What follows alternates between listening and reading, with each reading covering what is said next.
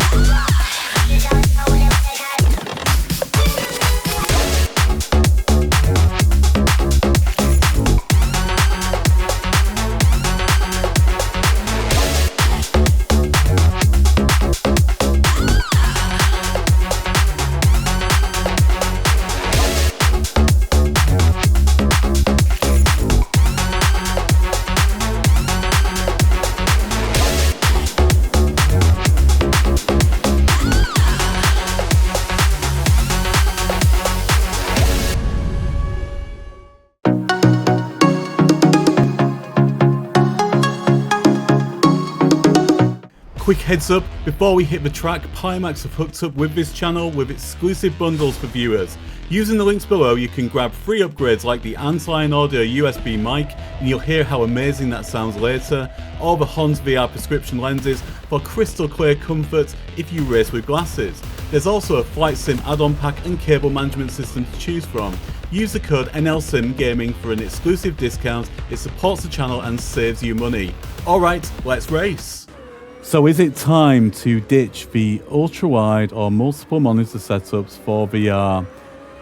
I have to say that this is actually the first time in a very long time that I have actually played on this, which is the Samsung Odyssey G9 49-inch ultra-wide monitor.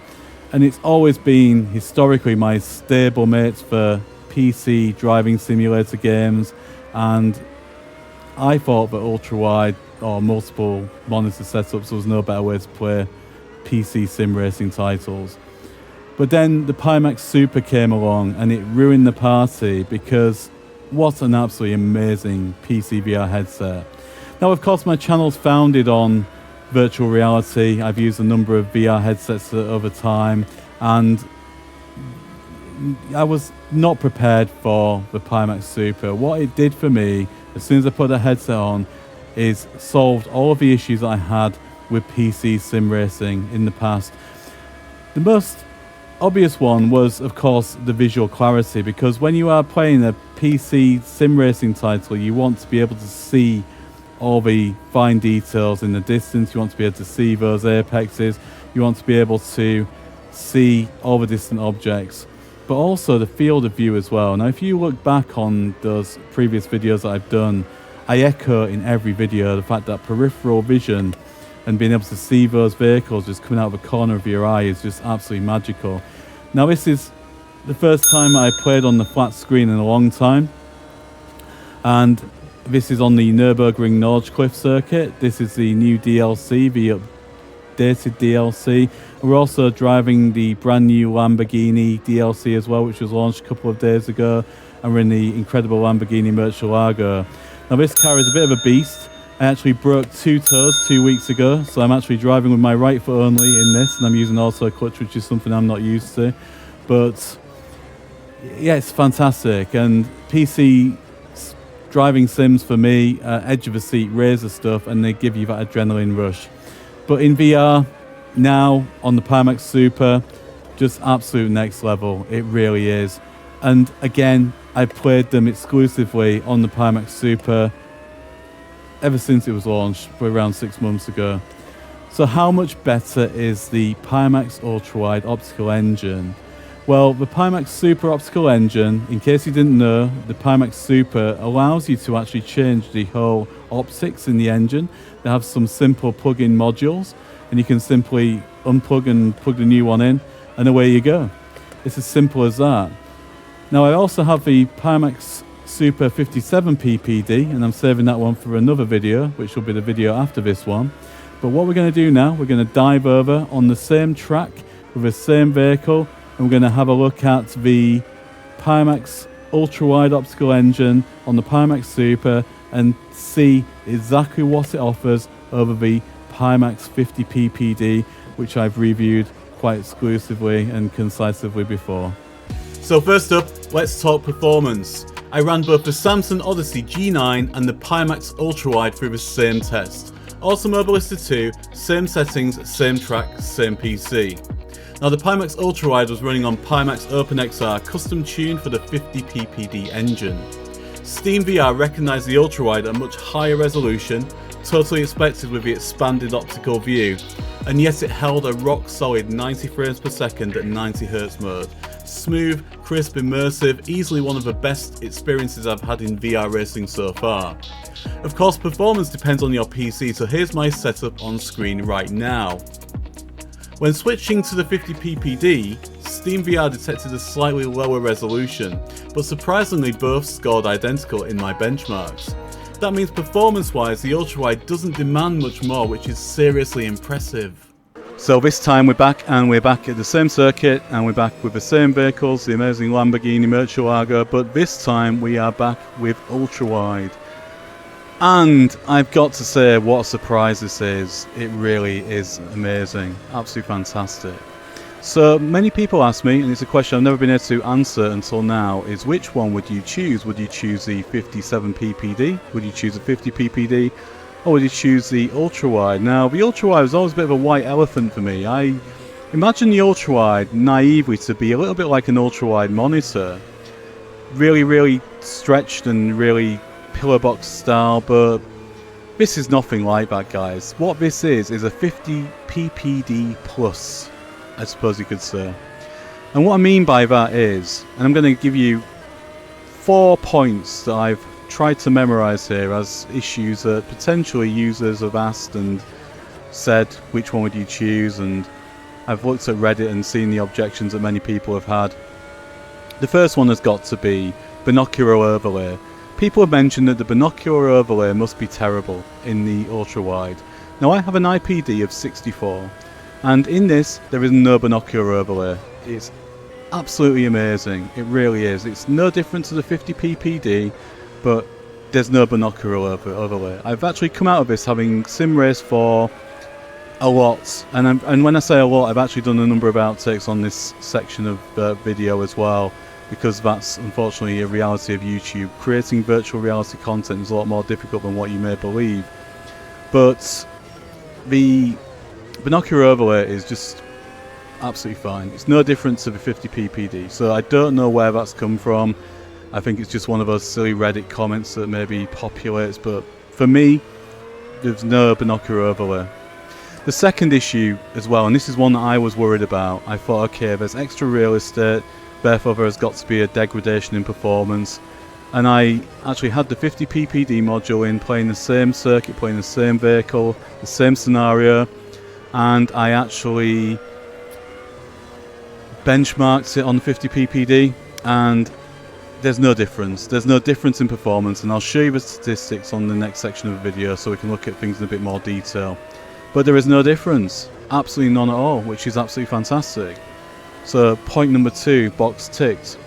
So performance, fantastic. And then the next one is visual quality. I thought, okay, the Pimax Super 50 PPD has been my home for the last 6 months, and it's even taken me away from my traditional ultrawide monitor, which is the way that I used to play iRacing, for example, and also Le Mans Ultimate.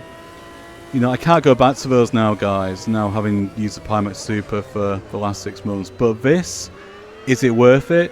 Hell yeah, it really is. It's absolutely amazing. And it's like the 50 PPD plus, and what I mean by that is, it's not substantive, it's complementary. So I expected it naively, as said, to be like ultra-wide, like an ultra-wide monitor almost. And it's not. It's actually just giving you a little bit extra. But that little bit extra is just exactly the right amount you need. It's like Goldilocks. It's like literally Goldilocks, and is the porridge too hot? Is it too cold? Or is it just right?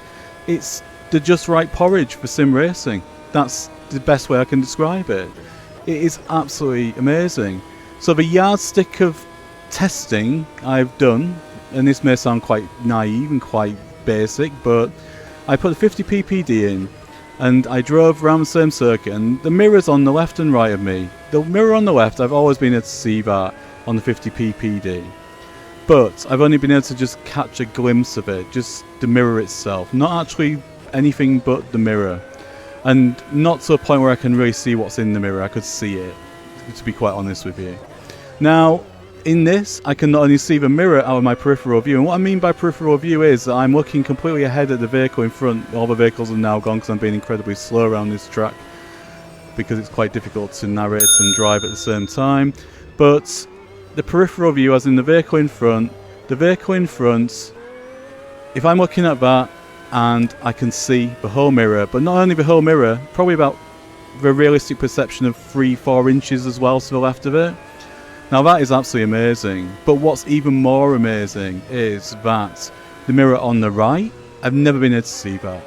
Never been able to see that before on the 50 ppd. Now I can see the mirror on the right, not the same level of perception I can see the one on the left, but I can see it. You know, I can see that content, I can see the contents of a mirror. So that 50 ppd plus, I suppose you could say, is what this is. And if you are looking at getting a Pimax Super primarily to be used for sim racing, then I wholeheartedly recommend this as the option. Now for flight simulator games, as you may know from my channel, I don't tend to play flight simulator games, so I wouldn't really like to comment as to how it performs in those. There are far more experienced channels like Mark at the Sim Hangar and some other more experienced channels that look at that aspect of things. But for me, I look at truck simulator and driving simulator games, and obviously some other content as well that I tend to focus on this channel to be a little bit different. But you know, this is amazing, guys, it really is. So my answer to the question when you ask me which would be the one to choose, if you are looking at choosing one for sim racing, then the ultrawide is the one I believe you need to choose. What we're going to do now, we're going to look at some more in-depth information as to the field of view versus the 50 ppd. The 57 ppd, Pimax have kindly sent me all of them to test. I've obviously had the 50 ppd previously, but have sent me the ultrawide and the 57 ppd, and I will be covering the 57 ppd in a future video. Now here's where things get interesting, the field of view tests. Pimax rates the 50 ppd at up to 127 degrees horizontally, but based on my setup, IPD, and using a studio form facial cushion, I measured around 104 degrees horizontally and 88 degrees vertically. Switching to the ultrawide, Pimax claims up to 140 degrees horizontally, and in my tests I got 118 degrees consistently over 3 runs.